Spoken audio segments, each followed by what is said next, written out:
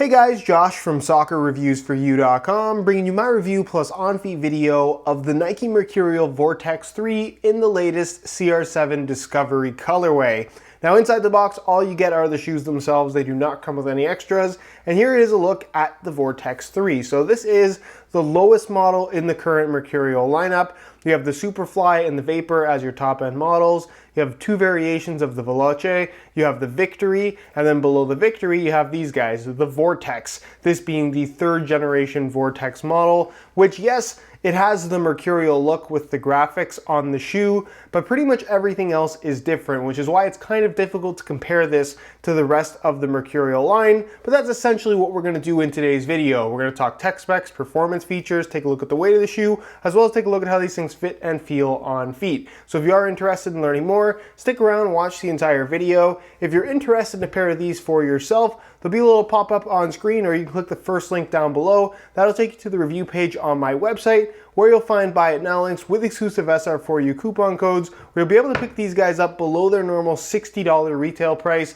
Very low retail on these. This being a CR7 variation, it does have a $5 premium. A regular colorway of the Vortex 3 retails for only $55 US, so keep that in mind. But like I said, buy it now links on the review page. Go ahead and check it out. Little pop-up on screen, first link down below. And with that being said, let's get right into the review. To start things off, let's talk tech specs and performance. Now the Vortex 3 exists for the sake of kind of being that super budget friendly kind of beginner's option, if you will. This is not a pair of shoes that an enthusiast is going to go out and buy. This is not a pair of shoes that I think somebody who's playing a lot of soccer and is really serious about the game is going to look too much into. Again, the retail price is $60, $55 depending on the colorway, and you can get them for even less if you're ordering online. Although a lot of online soccer shops don't even carry these just because it's not necessarily the type of product that someone's seeking out to buy online. This is more the type of product that somebody goes to their general sports store and is one of the cheaper options available, so they pick it up because they're just starting soccer or they just want the cheapest possible shoe. It's not something they care too much about. So that's kind of what the Vortex 3 is all about. It relates to the Mercurial line in that it kind of looks like a Mercurial, but as with a lot of takedown models where you have your top end shoe, which is kind of the best of the best, and then there's trickle down features in the takedown models, you don't necessarily get that with the Vortex 3. It's a synthetic upper, yes, but it's not the same material or not even along the lines of the same material as you're going to find across the rest of the line. And even the stud pattern to a certain extent has been changed up slightly to where, again, it's not exactly the same as what you'll find on even a Victory. So with this shoe, the upper is a synthetic material. It's one of those kind of cheaper synthetics that's honestly quite soft, very flexible, doesn't feel uncomfortable on your foot by any means, but it does feel cheap, I will say that. But again, you can't really fault Nike or fault the shoe for that. It's kind of expected at this particular price point. It's kind of generic low-end shoe, if you will, in terms of the material itself. It's almost like a foam-based material in that it just feels really soft, really kind of spongy against your foot. And again, it's not uncomfortable. It doesn't really require any break-in time. Most people, again, who are interested in a shoe at this price point are going to put these on, like the way they feel, and that's about it. I think a lot of people at this price point are more so concerned about the way the shoe looks as opposed to how the shoe feels, because again, if you really want something better, you're going to have to pay a little bit more, and you're probably willing to pay a little bit more, and you do legitimately get a better product. So like I said, pretty kind of low quality upper, but that's to be expected at this price point. Not overly thin, not overly thick. It does have, like I said, kind of a spongy quality to it to a certain extent. The texturing on the surface is pretty straightforward. There is a little bit of texturing. You can't see it, you can hardly feel it, but it is in fact there. Laces run through the middle as you'd find with a regular Mercurial. Independent tongue, which is pretty much the same material as the rest of the shoe.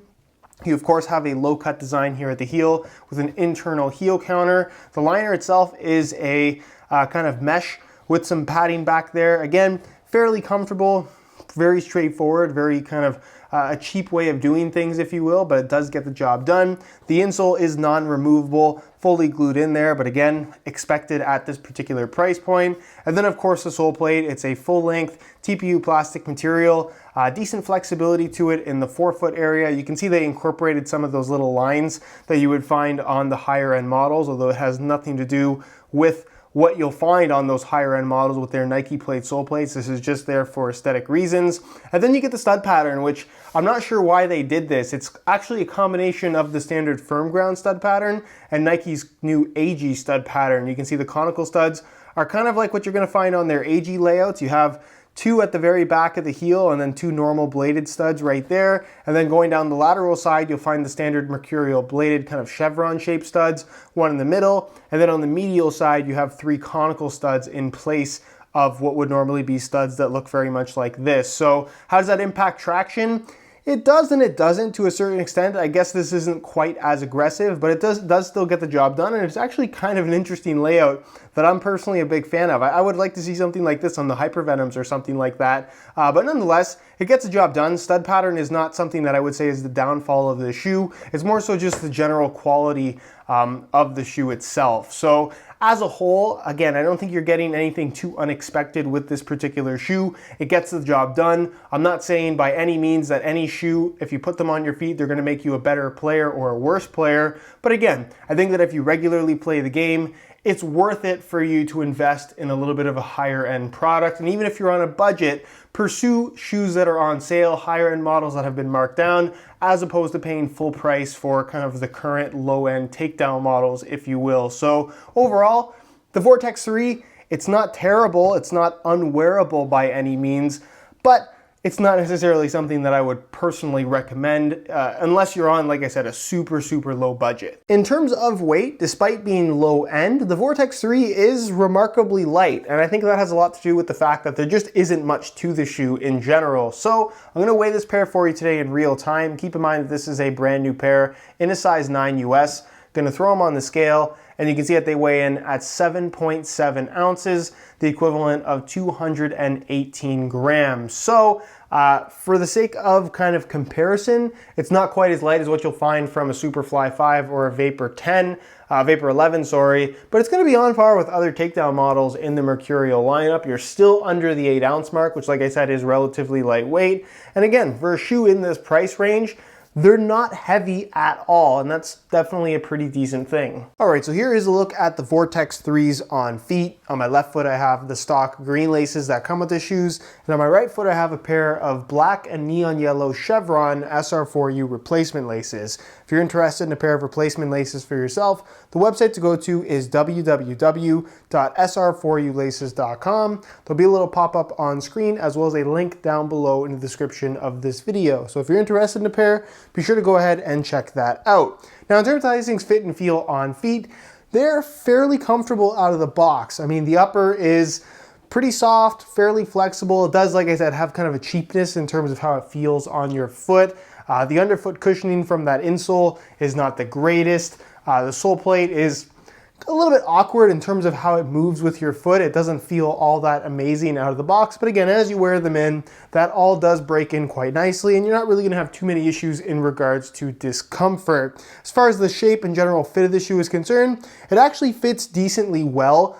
It does follow the same general profile as what you're going to find throughout the Mercurial line in terms of just having a little bit more of a snug kind of lack of negative space inside the shoe fit. So given that you get the right size, you are going to get a pretty decent fit out of this particular shoe. And as far as the width is concerned, again, I wouldn't say that they're overly narrow by any means. I think they'll fit most people. They're just not super wide. And this isn't really one of those materials that's going to stretch all that much. It's going to break before it stretches, I guess is the best way to put it. So they'll fit most people, but if you have really wide feet, maybe not the best option for you. And as far as sizing is concerned, I'm wearing my usual size 9 US here, and the fit and length is absolutely perfect. So if you are looking to order a pair of these for yourself, I would strongly recommend going true to size in order to achieve the best possible fit. All right, guys, that is it for my review of the Nike Mercurial Vortex 3 in the CR7 Discovery colorway. If you guys are interested in a pair of these for yourself, go ahead and click the little eye in the corner of the screen or the first link down below.